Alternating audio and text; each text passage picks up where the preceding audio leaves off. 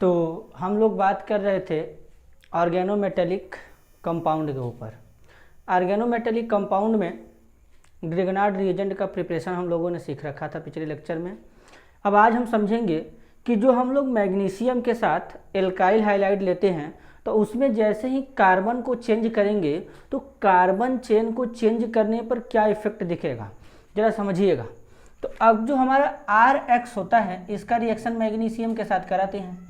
तो यहाँ पे जो RX होता है, R में जो एल्काइल ग्रुप होता है, ये एल्काइल ग्रुप को चेंज करेंगे तो क्या इफेक्ट दिखेगा। तो जब हम लोग एल्काइल ग्रुप की जगह अगर CH3 लिया जाए X, देन हमारा C2H5 लिया जाए X, C3H7 लिया जाए X, मतलब ऐसे नंबर ऑफ कार्बन इंक्रीज करता रहेगा। तो जब नंबर ऑफ कार्बन इंक्रीज करेंगे तो इनके ऊपर क्या इफेक्ट होगा। तो जो CH3 होता है मेथाइल ग्रुप, इसका क्या होता है, प्लस आई इफेक्ट शो करता है। तो जब ये प्लस आई इफेक्ट शो करेगा तो ये CH3 और X के बीच का बॉन्ड क्या होगा, कम पोलर होगा। कैसे, जब ये CH3 हमारा इधर इलेक्ट्रॉन डोनेट करेगा तो यानी हैलोजन के ऊपर ऑलरेडी इलेक्ट्रॉन डेंसिटी इधर से इंक्रीज करेगा तो ये बॉन्ड हमारा कम पोलर होगा। तो बॉन्ड जब कम पोलर होगा तो रिएक्टिविटी मैग्नीशियम के टुवर्ड्स डिक्रीज करेगा। तो अब इनके केस में अगर रिएक्टिविटी पूछा जाए तो सबसे अच्छा रिएक्टिविटी CH3X का होगा, फिर C2H5 का होगा, फिर C3H7 का होगा। क्यों? क्योंकि जैसे जैसे कार्बन चेन इंक्रीज करता है उसका प्लस आई इफेक्ट इंक्रीज करेगा। तो प्लस आई इफेक्ट इंक्रीज करने के कारण कार्बन और हैलोजन के बीच का बॉन्ड हमारा कम पोलर होगा, रिएक्टिविटी डिक्रीज कर जाएगा। इसीलिए CH3X मैग्नीशियम के साथ अच्छे से रिएक्ट कर पाता है। आपको इतना समझ में आ चुका है। अब हम लोग क्या करेंगे कि इतना क्लियर है। अब इसके बाद एक बात और, एक बच्चे ने कमेंट में लिखा था कि ये BSc थर्ड ईयर का टॉपिक है। तो मैं आपको बता दूं कि अलग अलग यूनिवर्सिटी में अलग अलग सेशंस में इसको पढ़ा जाता है। जैसे बहुत सारी यूनिवर्सिटी में इस टॉपिक को BSc थर्ड ईयर में पढ़ा जाता है और बहुत से यूनिवर्सिटी में इस टॉपिक को BSc सेकेंड ईयर में पढ़ा जाता है। तो सिलेबस ओवरऑल वही होता है, लेकिन बस यूनिवर्सिटी में फ़र्क इतना होता है कि किसी यूनिवर्सिटी में पहले पढ़ा दिया जाता है और किसी में बाद में पढ़ाया जाता है। तो इसलिए अब इसको मैं स्टार्ट कर चुका हूँ तो इसको तो मैं ख़त्म ही कर दूंगा। और अगर आपको किसी एक पर्टिकुलर टॉपिक पे वीडियो चाहिए तो कमेंट में लिख दीजिए। जिस टॉपिक पर ज़्यादा कमेंट होगा उस टॉपिक पर वीडियो बना के अपलोड कर दिया जाएगा। अब वैसे भी हम लोग एक रेगुलर पैटर्न को फॉलो कर रहे हैं, तो इनऑर्गेनिक, ऑर्गेनिक, फिजिकल, चाहे वो BSc फर्स्ट ईयर हो या सेकेंड ईयर हो या थर्ड ईयर, पूरा कंप्लीट कराया जाएगा। चलिए अब हम लोग डिस्कस करते हैं मैकेनिज्म का, यानी इसका मैकेनिज्म क्या होगा। उस दिन हम लोग रिएक्शन पढ़े थे कि RX हमारा था, मैग्नीशियम मेटल के साथ रिएक्ट किया था ड्राई ईथर के प्रेजेंस में और हमारा बना था RMgX। तो अब हम लोग क्या करेंगे, इसका मैकेनिज्म सीखेंगे, आखिरकार ये कैसे बना होगा। तो ये कैसे बना होगा इसका मैकेनिज्म आज सीखेंगे। तो पहली बात कि इसका मैकेनिज्म सीखने से पहले ये रिएक्शन था यानी प्रिपरेशन, और ये नीचे इसका मैकेनिज्म होगा। मैकेनिज्म से एक एक बात क्लियर हो जाता है कि ये रिएक्शन कैसे कंप्लीट हुआ है। तो अब हम लोग क्या करेंगे, इसका मैकेनिज्म सीखेंगे। तो मैकेनिज्म सीखने से पहले आप समझिए कि ये जो होता है फ्री रेडिकल मैकेनिज्म होता है, यानी ये जो रिएक्शन कंप्लीट होगा फ्री रेडिकल के थ्रू कंप्लीट होता है, यानी इस रिएक्शन में हमारे फ्री रेडिकल बनते हैं। अब आखिरकार फ्री रेडिकल क्या होते हैं। फ्री रेडिकल का मतलब होता है कि ऐसे स्पीसीज जिसमें अनपेयर्ड इलेक्ट्रॉन होते हैं बट वो स्पीसीज हमारा न्यूट्रल होना चाहिए, उसे हम लोग फ्री रेडिकल बोला करते हैं। और जिनमें भी अनपेयर्ड इलेक्ट्रॉन होंगे तो वो हमारे पैरामैग्नेटिक के जैसा बिहेव करते हैं। तो फ्री रेडिकल हमारा पैरामैग्नेटिक सब्सटेंस होता है। तो अब हम लोग डिस्कस करते हैं। तो सबसे पहले आपको क्या लेना है कि 2 मोल एल्काइल हैलाइड लेना है और उसका रिएक्शन मैग्नीशियम मेटल के साथ कराया जाएगा। देखिए स्टेप फर्स्ट, पहले हम क्या करेंगे, RX लेंगे 2 मोल, इसका रिएक्शन मैग्नीशियम मेटल के साथ कराया जाएगा। अब ये दोनों इसके साथ रिएक्ट करेंगे, यानी अब यहाँ पे 2 बार RX है तो यानी क्या बनेगा, Mg है। तो 2 Mg के साथ 2X जुड़ेगा तो क्या बनेगा, Mgx2 और यहाँ पे क्या बनेगा R सिंगल बॉन्ड R। अभी मैं इसको एकदम और ओपन करके भी दिखा दूंगा कि मतलब ये कैसे बना, लेकिन मैकेनिज्म यही है। अब इसके बाद क्या होगा, इतना क्लियर है। अब हम क्या करेंगे कि Mgx2 को वापस से लेंगे, ये Mgx2 वापस से लेंगे और इस Mgx2 का रिएक्शन वापस से मैग्नीशियम मेटल के साथ कराएंगे। जब मैग्नीशियम मेटल के साथ कराएंगे तो यहाँ पे क्या बनेगा 2Mgx, एक रेडिकल बनेगा। अब क्या करेंगे 1 मोल Rx लेंगे, इसका रिएक्शन Mgx रेडिकल के साथ कराया जाएगा। अब यहाँ से क्या होगा, ये X बाहर निकलेगा तो यानी Mg के साथ जुड़ करके Mgx2 बनाएगा और R रेडिकल हमारा जनरेट होगा। अब ये R रेडिकल क्या करेगा, इसके साथ ये R रेडिकल क्या करेगा, वापस से यहाँ पे ये R रेडिकल हमारा क्या करेगा कि वापस से इसके साथ जुड़ेगा, 1 मोल Mgx के साथ जुड़ेगा। यहाँ पे 2 मोल Mgx बना था फ्री रेडिकल के फॉर्म में, तो 1 मोल यहाँ पे यूज़ किया गया, 1 मोल बचा है यहाँ पे रेडिकल्स के फॉर्म में, ये भी रेडिकल है, ये रेडिकल रेडिकल आपस में जुड़ेंगे और क्या बनाएंगे, फाइनली आपका प्रोडक्ट बनेगा RMgx। ये आपका प्रोडक्ट हो गया। तो ये इसका मैकेनिज्म था, लेकिन मैं आपको बता दूं कि बहुत लोगों को भी समझ में नहीं आया होगा। तो अब इसको हम और डिटेल में लेके चलेंगे, लेकिन जो डिटेल में लेके चला जाएगा वो केवल आपके समझने के लिए है। अगर एग्जाम में मैकेनिज्म आएगा तो हम लोग यही लिखेंगे। तो जब समझेंगे अब ध्यान से एक एक टॉपिक, पहले जरा समझना, यहाँ पे 2 मोल Rx लिया गया है तो यहाँ पे 2 मोल Rx लिया जाएगा। Rx यहाँ पे मैं लिख देता हूँ, understanding for your knowledge. Actual में मैकेनिज्म यही है, लेकिन ये तुम्हारे समझने के लिए है। तो अब यहाँ पे 2 मोल एल्काइल हैलाइड लिया जाएगा, मैग्नीशियम मेटल, और 2 मोल Rx। अब ध्यान से समझेंगे बेटा। दरअसल मैग्नीशियम का वैलेंस शेल में कितने इलेक्ट्रॉन होते हैं, 2 इलेक्ट्रॉन होते हैं। तो यहाँ पर मैग्नीशियम के वैलेंस शेल में 2 इलेक्ट्रॉन ऑलरेडी होते हैं। अब इस बॉन्ड को इस पे ब्रेक करेंगे, इस बॉन्ड को इस पे ब्रेक करेंगे, और इस बॉन्ड को इस पे, और इस बॉन्ड को इस पे। अगर कहीं इस टाइप से बॉन्ड का क्लीवेज होता है तो उसको हम लोग कहते हैं होमोलिटिक क्लीवेज। होमोलिटिक क्लीवेज का मतलब होता है कि होमो का मतलब होता है इक्वल, क्लीवेज का मतलब होता है टू ब्रेक। यानी जब 2 एटम के बीच में बॉन्ड ब्रेक होगा तो बॉन्ड का दोनों इलेक्ट्रॉन दोनों एटम पे सेम रूप से डिस्ट्रीब्यूट होगा। यानी एक इलेक्ट्रॉन R का था तो R के ऊपर जाएगा, दूसरा इलेक्ट्रॉन X के ऊपर था तो X के ऊपर जाएगा। तो यानी अब ये क्या बनेगा, तो अब मैग्नीशियम के पास 2 इलेक्ट्रॉन है तो एक रेडिकल इस पे जनरेट होगा, एक रेडिकल इस पे, एक रेडिकल इस पे जनरेट होगा, एक रेडिकल इस पे। तो यानी मैग्नीशियम के पास 2 इलेक्ट्रॉन है, एक इलेक्ट्रॉन इसके साथ ऐड होगा, ये इसके साथ ऐड होगा, और ये इस X के साथ ऐड होगा। तो फाइनली क्या बनेगा, Mgx2। अब यहाँ से ये R रेडिकल और ये R रेडिकल, यानी ये जो R radical plus R radical बना, ये दोनों आपस में कंबाइंड होकर के R सिंगल बॉन्ड R का फॉर्मेशन करेंगे। यानी इतना आपको क्लियर होगा। तो यानी Mgx2 और R सिंगल बॉन्ड R यानी हाइड्रोकार्बन बन चुका है। अब नेक्स्ट स्टेप में बात करेंगे। अब नेक्स्ट स्टेप में कैसे बात करेंगे, यहाँ पर क्या लिया जाएगा, Mgx2 लिया जाएगा, ऐसे लिख दिया गया। अब इसके साथ क्या करेंगे, मैग्नीशियम मेटल को लेकर आएंगे, मैग्नीशियम मेटल। अब यहाँ पे अगर इस बॉन्ड को ब्रेक किया जाए ऐसे तो एक रेडिकल इस पे जनरेट होगा, एक रेडिकल इस पे। अब इस मैग्नीशियम के पास 2 इलेक्ट्रॉन है, अगर एक इलेक्ट्रॉन इस X वाले इलेक्ट्रॉन के साथ बॉन्ड बनाता है तो यहाँ पे क्या होगा, एक मैग्नीशियम रेडिकल बनेगा, यानी ये X इसके साथ जुड़ेगा तो Mgx रेडिकल बनेगा, और एक Mgx रेडिकल यहाँ से। तो यानी कितना Mgx रेडिकल डेवलप होगा, 2 Mgx रेडिकल। इतना क्लियर होगा। अब आगे बात करते हैं।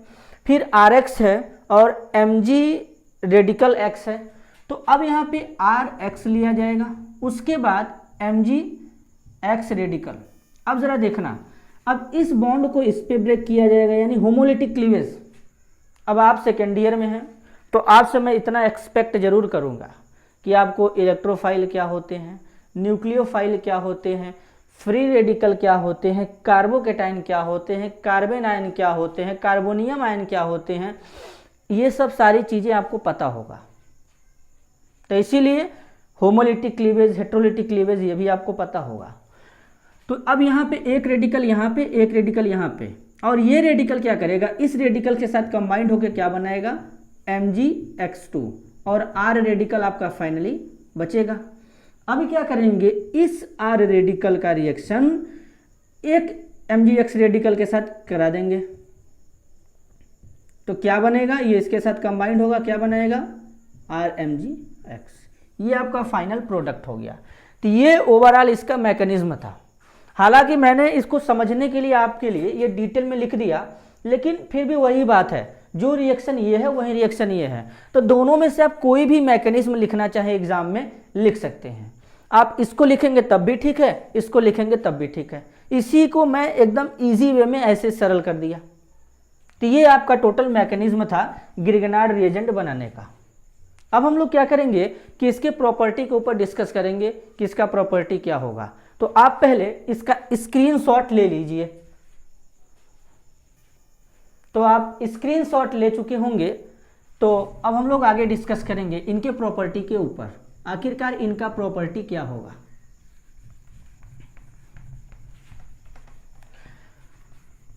एक एक बात को अपने नोटबुक में लिखिए और बनाइए। तो ये जो ऑर्गेनोमेटेलिक वाला लेक्चर है, अब इसको या तो सेकेंड ईयर वाले देखें या तो थर्ड ईयर वाले, कोई फर्क नहीं पड़ता, क्योंकि अलग अलग यूनिवर्सिटी में अलग अलग मतलब ये साल में पढ़ना पड़ता है। तो कभी इसी टॉपिक को थर्ड ईयर वाले पढ़ लेते हैं तो सेकेंड ईयर वाले, तो जिसके ईयर में जो जो टॉपिक है उसी का नोट्स बनाएं तो अच्छा रहेगा। अब बाकी तो हम लोग पूरा का पूरा लेक्चर अपलोड करेंगे ही। अब हम लोग बात करेंगे इसके प्रॉपर्टीज़ के ऊपर कि इसका प्रॉपर्टीज़ क्या होगा। अब जब इसके प्रॉपर्टी के ऊपर बात करेंगे तो पहले समझिएगा इसका प्रॉपर्टीज़। अब इसके प्रॉपर्टी में पहला हम लोग क्या समझेंगे, यहाँ पे जो RMgx होता है ये हमारा क्या होता है, पोलर होता है। जैसा कि मैंने पहले बता चुका है, 1.3 इलेक्ट्रोनेगेटिविटी डिफरेंस होता है कार्बन और मैग्नीशियम के बीच, और ये बॉन्ड हमारा 52% क्या होता है, आयनिक होता है। इतना आपको क्लियर होगा। अब इसके बाद जो ये वाला पार्ट होता है, ये आर वाला जो पार्ट होता है, ये जो न्यूक्लियोफाइल के जैसा बिहेव करता है। न्यूक्लियोफाइल यानी हम बोल सकते हैं कि या तो ये न्यूक्लियोफाइल के जैसा बिहेव करे या तो बेस के जैसा बिहेव करे। अब जरा न्यूक्लियोफाइल और बेस के बारे में समझेंगे। देखिए, न्यूक्लियोफाइल वर्ड का मतलब होता है न्यूक्लियस लविंग, यानी ऐसा स्पीसीज जिसके पास इलेक्ट्रॉन डेंसिटी ज़्यादा होगा और वो ऐसे जगह पे अटैक करेगा जहाँ पे इलेक्ट्रॉन का डिफिशियंसी हो यानी कमी हो, यानी न्यूक्लियस ऐसा पोजीशन होता है जहाँ पे इलेक्ट्रॉन कम होता है। बेस का मतलब होता है कि जो H+ को गेन करता है या अब्स्ट्रैक्ट करता है। तो आप ऐसे याद रखेंगे, तो या तो ये न्यूक्लियोफाइल के जैसा बिहेव करेगा या तो बेस के जैसा बिहेव करेगा। अगर इसके सामने कोई ऐसा स्पीसीज आ जाए जिसके पास इलेक्ट्रॉन कम हो यानी इलेक्ट्रॉन डेफिशिएंट स्पीसीज आएगा, तो ये ग्रिगनार्ड रिएजेंट उसके लिए कैसा बिहेव करेगा, न्यूक्लियोफाइल के जैसा। लेकिन अगर इसी ग्रिगनार्ड रिएजेंट के सामने अगर कोई एसिड लाया जाए तो ये कैसा बिहेव करेगा, बेस के जैसा। जैसे मैं आपको समझाता हूँ। जैसे मान लीजिए अब यहाँ पे RMgx है, अब इसके सामने RH कोई एसिड आता है, RH कोई एसिड है, तो अब क्या होगा, इस पे नेगेटिव है, इस पे पॉजिटिव है, और इस पे क्या है, यहाँ पे ये जो एसिड है इस पे पॉजिटिव है, इस पे नेगेटिव है। तो अब जरा समझना, अब क्या होगा कि ये जो हमारा नेगेटिव वाला है इस पॉजिटिव वाले पे अटैक करेगा, क्योंकि ये हमारा H+ है, तो ये कैसा बिहेव करेगा, एसिड के जैसा, और ये नेगेटिव है तो कैसा बिहेव करेगा, बेस के जैसा। क्योंकि अभी अभी मैंने बताया कि जब ग्रिगनार्ड रिएजेंट के सामने कोई इलेक्ट्रोफाइल यानी इलेक्ट्रॉन डेफिशिएंट स्पीसीज आएगा तो ग्रिगनार्ड रिएजेंट क्या करेगा, एज ए न्यूक्लियोफाइल के जैसा बिहेव करेगा, तो वो अभी हम लोग आगे देखेंगे। लेकिन अगर ग्रिगनार्ड रिएजेंट के सामने कोई एसिड आता है तो ये क्या करेगा, एज ए बेस के जैसा बिहेव करेगा। तो ये सामने एसिड है और ये बेस के जैसा बिहेव करेगा, तो यानी H को गेन करेगा। जब H को एब्स्ट्रैक्ट करेगा तो यहाँ पे क्या बनाएगा, RH बनाएगा। इसके बाद यहाँ से हमारा क्या मिलेगा, Mg, और ये देखो यहाँ पे X है तो ये बॉन्ड भी ब्रेक होगा, तो यानी यहाँ पे Mg2+ मिलेगा और उसके बाद R- मिलेगा। ये इतना हमको प्रोडक्ट मिलेगा। तो ये हमारा क्या होता है, एक साल्ट का फॉर्मेशन होगा, साल्ट का फॉर्मेशन होगा यहाँ पे। अब जरा देखेंगे कि यहाँ पे इसको हम लोग लिखते हैं, यहाँ पे A लिखते हैं, ज़्यादा बेटर रहेगा। A लिखेंगे, यहाँ पे A लिखेंगे तो ये ज़्यादा बेटर रहेगा, ये हमारा A रहेगा, ठीक है। अब ये AH क्या होता है, एसिड होता है, यानी अब इसके जगह क्या हो सकता है, HCOOH हो सकता है, CH3COOH हो सकता है, NH3 हो सकता है, RCONH2 हो सकता है, RC⋯OH हो सकता है, RC⋯ONHR हो सकता है। तो ये सब हमारे एसिड इसके जगह क्या हो सकते हैं, वाटर हो सकता है, एल्कोहल हो सकता है। तो ये सब हमारे एसिड AH के जगह प्रेजेंट हो सकते हैं और यहाँ पे A- रहेगा। तो इतना आपको क्लियर होगा। तो इस रिएक्शन को हम लोग क्या बोलते हैं, एसिड बेस रिएक्शन बोलते हैं। तो इसके लिए लैंग्वेज हम लोग क्या लिखेंगे, व्हेन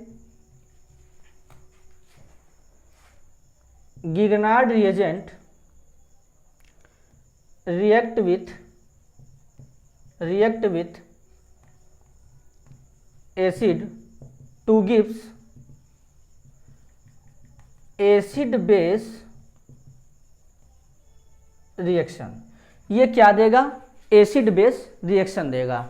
तो इतना आपको क्लियर होगा कि जब इसके सामने एसिड आएगा तो बेस के जैसा बिहेव करेगा, और अगर कोई इलेक्ट्रोफाइल स्पीसीज आएगा तो ये न्यूक्लियोफाइल के जैसा बिहेव करेगा। अब हम लोग डिस्कस करेंगे इसके अगले टॉपिक के ऊपर, जिसका नाम है कि न्यूक्लियोफिलिक एडिशन रिएक्शन, यानी ये अब न्यूक्लियोफाइल के जैसा कैसे बिहेव करेगा। तो अब हम लोग इसके ऊपर डिस्कस करेंगे कि न्यूक्लियोफाइल के जैसा कब बिहेव करेगा। तो पहला रिएक्शन अपने कॉपी में हेडिंग डालिएगा, न्यूक्लियोफिलिक एडिशन रिएक्शन। आखिरकार न्यूक्लियोफिलिक एडिशन रिएक्शन क्या होता है। अब न्यूक्लियोफिलिक एडिशन रिएक्शन समझेंगे तो यहाँ पे हेडिंग डालिए, न्यूक्लियोफिलिक एडिशन रिएक्शन। तो पहले यहाँ पे अब हम लोग क्या करेंगे, रिएक्शन को लिखेंगे RMgX। इसके बाद हम लोग क्या लिखेंगे, यहाँ पे HCHO का नाम आप जानते होंगे, इसको हम लोग कहते हैं फॉर्मल्डिहाइड।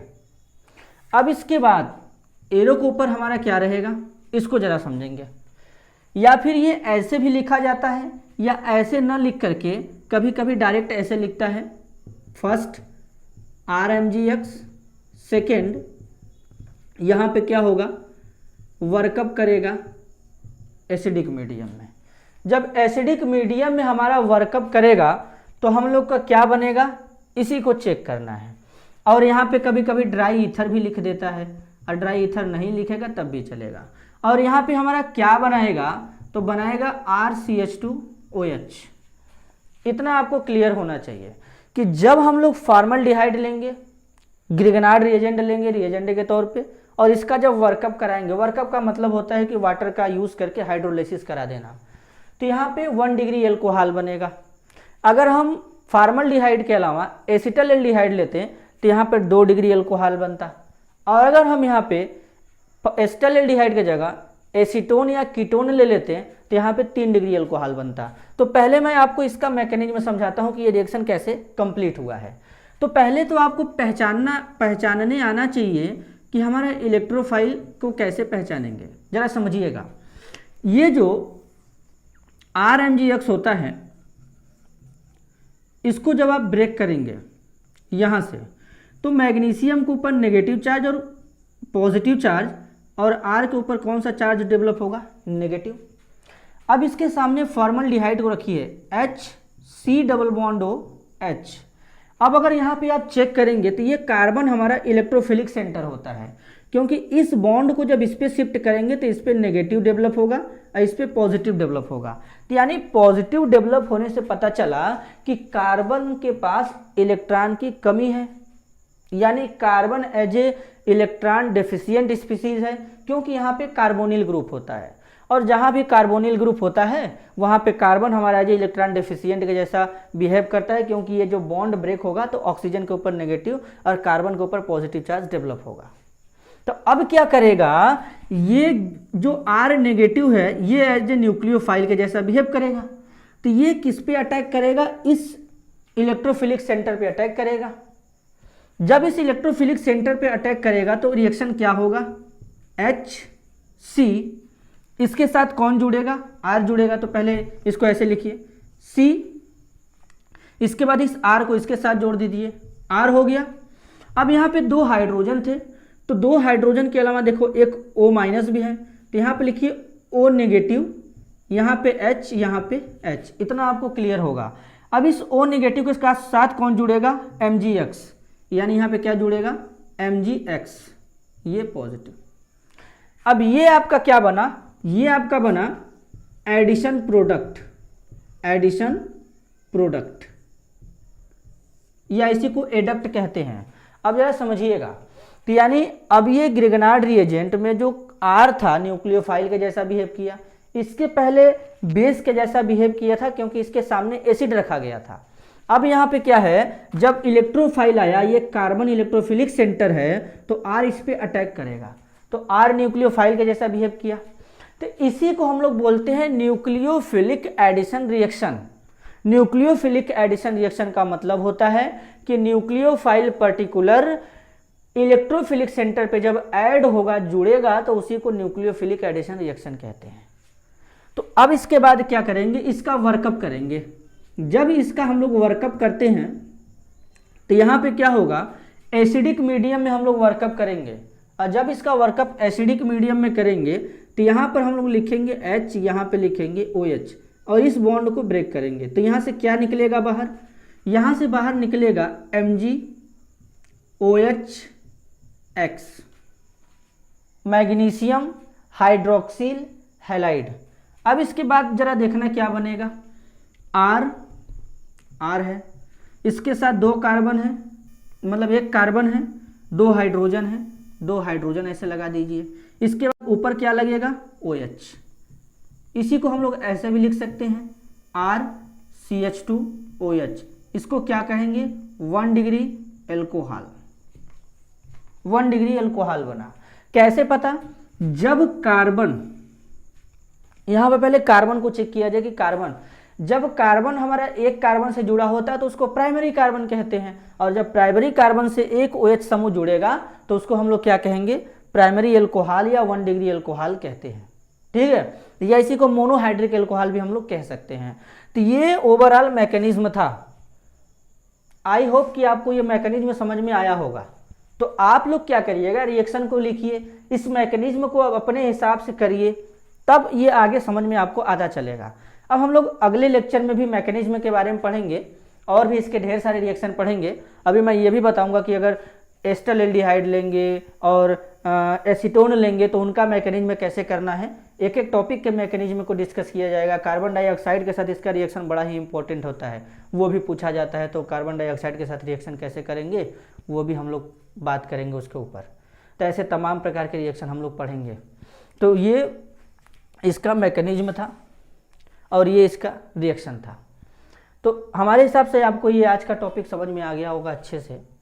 तो अगर ये वीडियो आपको पसंद आया तो वीडियो को लाइक करिए और चैनल को सब्सक्राइब करिए, और ज़्यादा से ज़्यादा लोगों तक शेयर करिए ताकि ज़्यादा लोग पढ़ सकें, क्योंकि ये वीडियो तो सबके लिए है।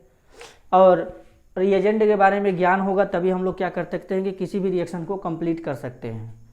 और तब तक हम मिलेंगे अगले लेक्चर में, तब तक के लिए धन्यवाद।